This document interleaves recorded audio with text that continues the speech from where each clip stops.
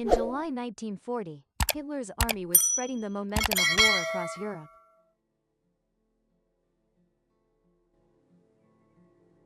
In just a few short months, the Nazis had swept through France, Belgium, and the Netherlands.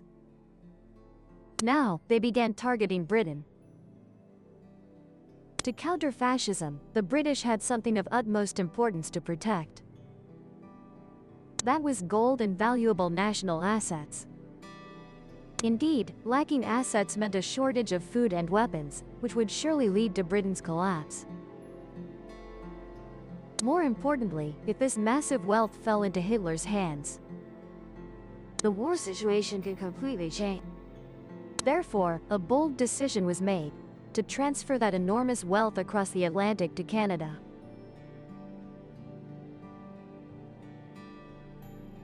But why Canada? Of course, choosing this North American country was not random. It stemmed from the long-standing political ties between the two countries. Many centuries ago, Nouvelle France, largely today's Canada, was a French colony. After the 7 Years' War, the British forced France to cede this land under the Treaty of Paris in 1763. From then on, Canada officially became a British colony. In 1867, through the British North America Act, Canada was upgraded to a dominion. A dominion had internal self-governance with its own parliament and prime minister. However, foreign policy, defense, and military affairs were still controlled. In World War I, these dominions were crucial forces, contributing and sacrificing greatly for the British Empire's overall victory. Shortly after the war ended, the self-determination movement spread widely, supported by U.S. President Woodrow Wilson. Thus, the Dominions also wanted to be recognized as fully independent nations, no longer dependent on the British Empire. Based on reality, the British realized their dominions were vast and remote. Their economies and politics developed over time, making it impossible for Britain to impose rules as with small colonies in Africa or Asia. In fact, many dominions had long been almost entirely self-governing, so granting legal independence nearly formalized what already existed. If Britain maintained the dependent colony model, they might become discontented, leading to uncontrollable consequences. In 1926, the Imperial Conference declared Britain and the Dominions as equal, autonomous communities, not dependent on each other, all loyal to the Crown. To formalize this declaration, in 1931, the British Parliament passed the Statute of Westminster, granting independence to Canada and other dominions. However, they still regarded the British king as head of state, hoping the British Empire transition into a modern Commonwealth. Not only did they have close historical ties, but Britain also had stronger financial links with Canada than with many other Commonwealth nations. In 1935, Canada established a central bank. As one of the last Western countries to adopt this model, they hoped to learn from the Bank of England. Conversely, since 1920, the Bank of England had also focused on developing central banks within the Commonwealth. Therefore, from early 1936, Britain began opening gold deposit accounts in Canada. As the threat of war with Germany's expansion became clearer, this activity intensified. By the end of 1938, the Bank of England had stored 3,304 gold bars in its Canadian account. A year later, the total gold reached 4,748 bars. Transferring the remaining assets here would concentrate economic resources, facilitating use when needed. However, the actual transport process was far from easy. They had to carry hundreds of tons of gold and other assets across the North Atlantic, teeming with German submarines. On the first voyage, the SS Laurentian, carrying 43 tons of gold to Canada, was sunk off the coast of Ireland. If this repeated, the consequences would be much more severe. Because this was a huge gamble for Britain. In 1939, the plan to transport assets abroad was activated. It coincided with King George VI's preparations for a state visit to Canada in May. This coincidence opened up a rare opportunity. 3 Royal Navy cruisers, HMS Southampton, HMS Glasgow, and HMS Riposte, were ordered to escort the world's most important national cargo. Everyone, including the sailors, thought they were preparing for the king's upcoming tour. But the ship's holds were secretly well disguised. 50 tons of gold was the real target. The value of that gold was equivalent to over 650 million. Warships serving the king was nothing unusual in itself. The asset log was kept completely confidential without anyone. Expanded research documents recorded that when the convoy was halfway, the king ordered SMS Riposte to return to him for another mission. The assets on board were transferred to the 2 remaining ships. The journey continued. On June 15, the entire convoy arrived at Halifax, where cargo was unloaded at Pier 6, a remote area of the port. Here, 100 armed Royal Canadian officers were ready. The entire port was completely sealed off. No one except government personnel was allowed near. The gold and cash boxes were thoroughly inspected before being loaded onto trucks. Shortly after, a senior Bank of Canada official personally inspected them once more. A special train convoy was prepared. The train cars were reinforced to carry 150 to 200 heavy boxes. After loading, each car was guarded by 2 soldiers inside, with about 50 escorts outside. According to estimates by the Canadian National Railway Company, the transportation costs that exceeded $1 billion. Because the operation was brilliantly successful without leaving any. In October of the same year, another convoy of 5 ships led by cruiser SMS Emerald continued similar operations. Each was loaded with gold, heading to Halifax, Canada. To ensure the plan proceeded smoothly, the entire crew was issued white uniforms, the type the British Navy often used in tropical regions.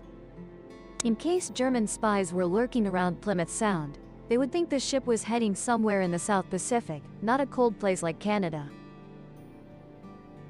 Although the journey was continuously difficult due to weather, they eventually succeeded in reaching Canada without losing a single gold bar.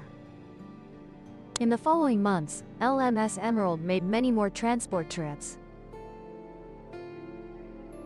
The process became so reliable that others also sought his help to send gold to Canada. Norway, Belgium, and the Netherlands all secretly transferred most of their national assets this way. HODA is a comprehensive enterprise management software, providing all essential tools for effective sales, lead tracking, financial automation, and HR production management, meeting all business needs.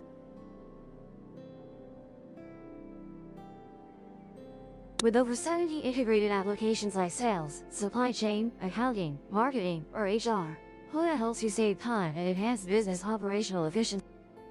HODA is a company headquartered in Belgium and has expanded with 19 offices worldwide, serving over 15 million users daily. Notably, HODA is designed with an extremely user-friendly interface, allowing you to use it easily without IT expertise. With HODA, you can manage everything from A to Z, from back-end to front-end tasks. Especially, you don't need to know programming. Databases are ready to use immediately. Learn more about HODA at the link in the description. In May 1940, Winston Churchill became the British Prime Minister. Publicly, he declared this was the finest hour and vowed never to surrender. And to fulfill those declarations, all remaining private and corporate gold and securities needed to be transferred overseas. This was the final piece to ensure financial strength and integrity, ready to sustain an expensive war. The British needed to buy weapons with cash, and America had clearly stated, to buy weapons, they had to pay with cash. The campaign with a very brief name was immediately launched, FISH. The first step was not the hardest: protecting the assets of the British people, whether they agreed or not. The Emergency Powers Defense Act 1939 was deployed, giving the government near absolute power during wartime. They were allowed to control production, economy, transportation, residence, property, and labor. People's bonds, stocks, and gold were immediately confiscated. Of course, people didn't have all their personal assets confiscated in the usual set. Essentially, cash, strong foreign currencies, and securities usable for international purchases were forced to be surrendered to the Bank of England or tightly controlled. They were promised that the assets would be kept safe and returned when the war ended. During the war, such a mechanism could be used to prevent capital flight abroad, concentrating all financial resources to buy weapons, materials, while ensuring sufficient collateral assets for transactions with the US and Canada. When the collection phase ended, the campaign moved to the next stage. To transport a huge amount of gold bullion, cash, and securities, the old routes were no longer feasible. Ports like Plymouth or Liverpool were always bustling with people. Loading and unloading activities lasted. It was impossible to avoid curious eyes. However, besides these ports, there were no other ports large enough for the giant ships to dock. At this point, there was only one way to solve both problems. That was to disguise the cargo. But what would they disguise it as? Only large bulk carriers crossing oceans attract the least attention. That's right, a ship full of herring is very normal. No one ever questions that. Not exactly. Fish have a distinct smell and usually require sealed barrels, salt, or ice. If anyone wants to inspect, the unpleasant odor and the need to open each barrel would make them hesitate. And with Canada and Britain having excellent seafood trade relations, therefore, transporting fish like this makes it easier to conceal. From the start, everyone from loaders, sailors to the captain was informed they were transporting fish. To speed up the transport process, all load limits were abolished. As long as it could be loaded onto the ship, everything could set sail. By May 30, 1940, the first ship of the operation officially left Britain for Canada. It arrived in Canada. LMS Revenge carried assets worth £40 million, equivalent to nearly £2 billion. Shortly after, the journey included 2 additional Canadian passenger ships, Antonia and Duchess of Richmond. Each of them contained about £10 million in assets. Just a few days later, LMS Securities also left port and successfully transported £20 million in valuable assets to Canada. Around this time, since load regulations had been completely removed, the massive volume of gold and money frequently damaged the ships. LMS Emerald, the ship that had escorted the British King and Queen to Canada in 1939, suffered the same fate. In Operation Fish, it was completely stripped and refitted from scratch to maximize cargo capacity. On June 24, 1940, Emerald quietly left the port of Greenock, Scotland. The ship crossed the cold waters of the Atlantic, carrying an unprecedented massive fortune in history at that time. On board were packed £30 million in gold, along with £200 million in bonds and every available space on the ship was utilized.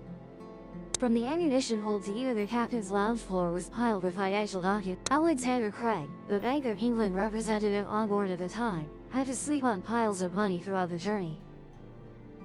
Initially, Emerald was escorted by 2 Royal Navy destroyers, but along the way, the convoy encountered a storm in the North Atlantic. The destroyers, designed for speed and coastal combat, had limited range and poor resilience to harsh weather. Thus, they were forced to turn back, leaving Emerald to continue the journey alone. This made the mission extremely precarious.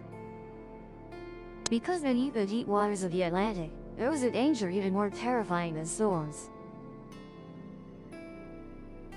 Since early June 1940, off the coast of Iceland, Nazi Germany was testing a new tactic called the Wolfpack.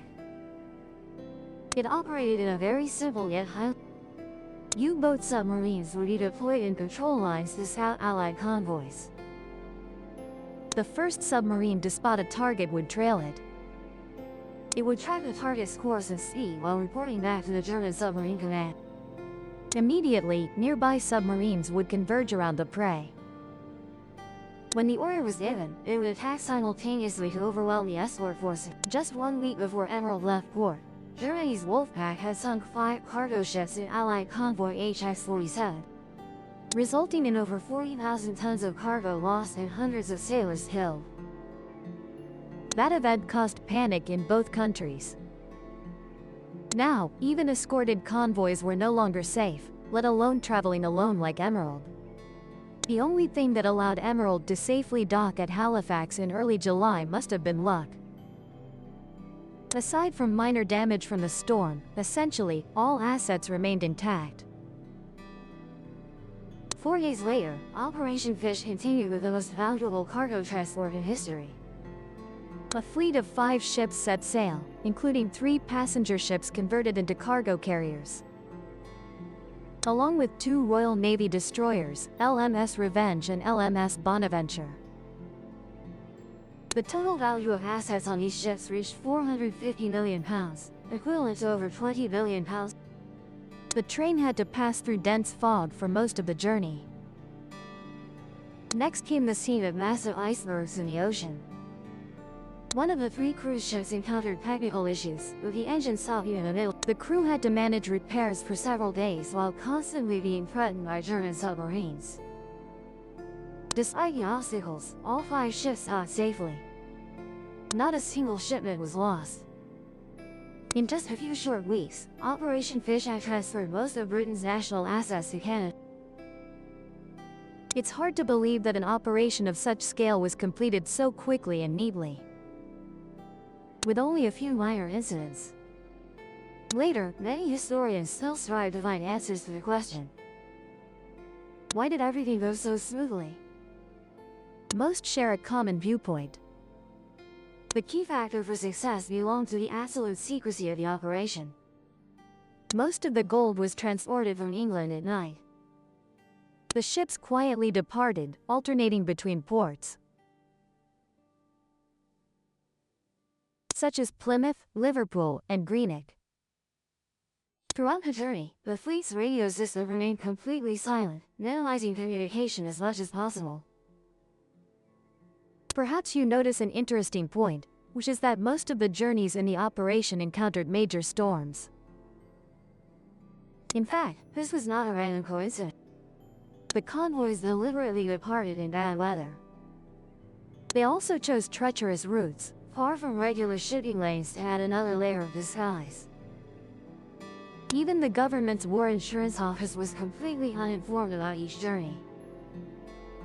Although this could lead to disaster, if a ship were sunk, no compensation would be paid. Please subscribe to the Dark Truth Files channel to watch the latest videos. When the final ship docked in Canada, the port was immediately sealed off. Sealed wooden crates containing special cargo were checked multiple times before unloading. More than a dozen train cars were immediately filled. Then, the train set off directly towards Montreal, Canada's largest financial center. Here, the assets were transferred to trucks, moving through streets that were absolutely secured. Its final destination was the Sun Life Building, the largest office building in the British Commonwealth. However, at this final step, new difficulties arose. At that time, most gold storage vaults in Canada were almost full. For many years prior, not only Britain but other European countries had secretly sent gold to Canada to protect their assets. When most of the British Empire's reserves arrived in the 1940s, there was almost no space left in the existing vault system. Therefore, a 3-story underground vault was urgently constructed right beneath the Sun Life Building's basement. Workers had to work rapidly, breaking concrete floors to expand the space. Due to steel shortages, they even used rails from a nearby abandoned railway line to frame the door. A massive vault door was borrowed from the Royal Bank of Canada and installed into a nearly 1-meter thick concrete wall. On the surface, 2 giant compressors pumped down hundreds of thousands of kilograms of sand, cement, crushed stone, and water, adding a solid armor layer to the vault. The entire asset was protected by a The Royal Canadian Mounted Police stood guard day and night without leaving their posts. All of this turned the place into a true underground fortress. Meanwhile, more than 5,000 office workers continued working diligently above. They had no idea that right beneath their feet was one of the most valuable treasures in human history. Most financial stocks, bonds, and secret documents would be locked securely in over 904 drawer filing cabinets here. Meanwhile, the gold would move to the capital, Ottawa. Fortunately, the Bank of Canada's reserve on Wellington Street still had plenty of space. With the newly added gold, this place became the largest gold vault in the world outside of the United States throughout World War II.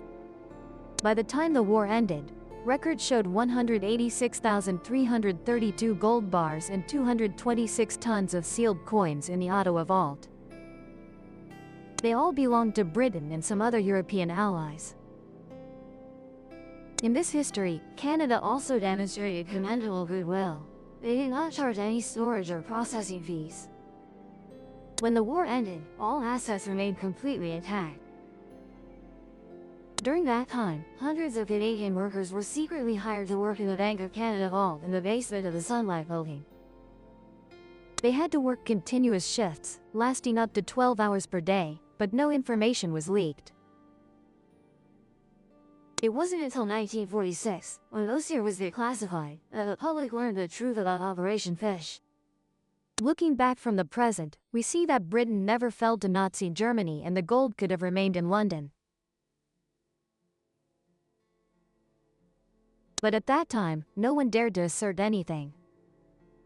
If a belligerent nation as strong as Nazi Germany had obtained those financial resources, the outcome of the war might not have been what we know. The British government was forced to gamble everything. They accepted the choice of a highly dangerous move to ensure the common victory of the world. After all, Operation Fish was a great miracle, worthy of being remembered forever by future generations.